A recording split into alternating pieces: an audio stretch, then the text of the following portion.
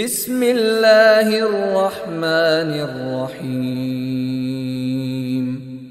Inna anzalnahu fi lailatul qadr. Wa ma adraka ma lailatul qadr. Lailatul qadri khairum min alfi shahr.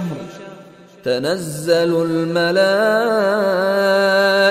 والروح فيها بإذن ربهم من كل أمر سلام هي حتى مطلع الفجر.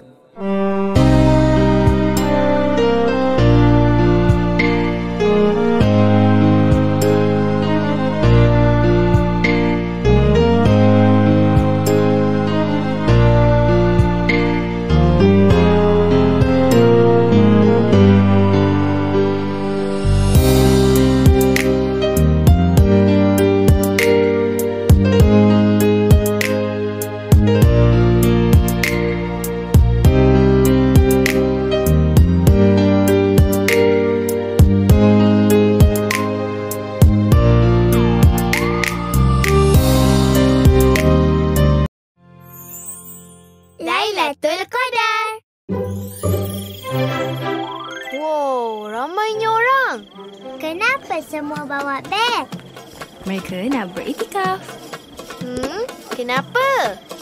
Sebab dah 10 malam terakhir. Semua orang berebut-rebut nak cari Lailatul Qadar. Lailatul Qadar? Apa tu? Malam yang lebih baik dari 1000 bulan. Wah! 10 malam terakhir dalam bulan Ramadan. Malam yang dinanti-nanti, datang Lailatul Qadar. Malam yang membawa berkat.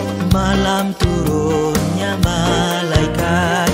Malam penuh kemuliaan, lebih dari 1000 bulan.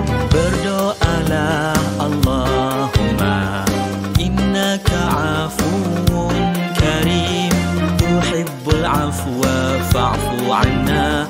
Ampunilah dosa kami. 10 malam terakhir dalam bulan Ramadan. Malam yang dinanti-nanti. Datang Lailatul Qadar. Macam mana nak cari Lailatul Qadar? Dengan banyakkan ibadah. Mengaji sekali macam mengaji 1000 bulan. Lebih daripada tu. Wah, nak cari Lailatul Qadar? Hanapun. Malam yang membawa berkat. Malam turunnya Al-Quran. Malam penuh kemuliaan, lebih dari 1000 bulan. Berdoalah Allahumma innaka afuwun karim, tuhibbul afwa fa'fu anna. Ampunilah dosa kami. 10 malam terakhir dalam bulan Ramadan. Malam yang dinanti-nanti, datang Lailatul Qadar. Malam yang membawa berkat. Malam yang membawa rahmat. Malam penuh kemuliaan, lebih dari 1000 bulan. Berdoalah Allahumma innaka afuwun karim, tuhibbul afwa fa'fu anna. Ampunilah dosa kami. Hausnya.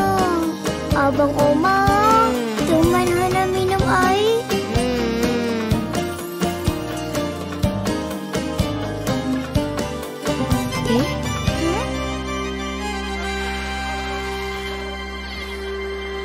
Kami rindu, rindu, rindu. Kami rindumu Ramadan. Kami rindu, rindu, rindu. Rindumu Ramadan. Ampunkan ku, keluargaku, dan seluruh umat Nabi-Mu. Beri kami kedudukan tinggi di syurga Firdausi.